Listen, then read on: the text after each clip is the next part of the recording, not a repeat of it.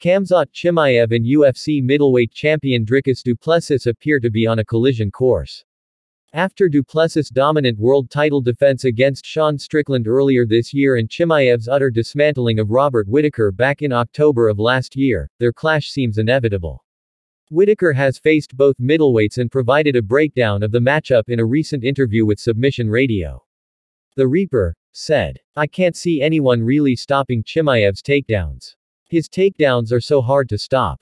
So hard to stop. And his wrestling and his grappling is just is super high level. I guess the question that always comes in is like, can DDP Dricus du Plessis drag it into those later rounds? Can he, get through the first wrestling, grappling exchanges and then start to capitalize on his persistence?"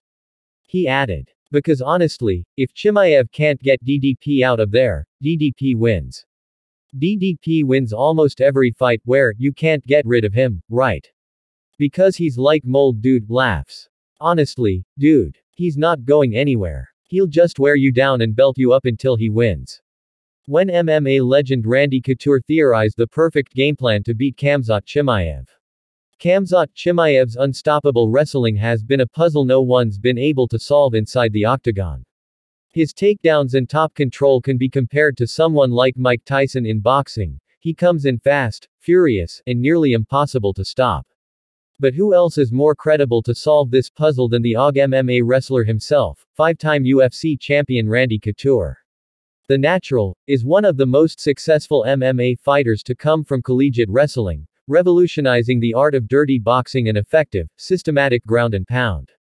Appearing on Red Hawk Recap on YouTube, Couture suggested the art of repeatedly putting yourself in bad positions. You have to put yourself in those situations. Have guys relentlessly pursuing you to put you on the ground.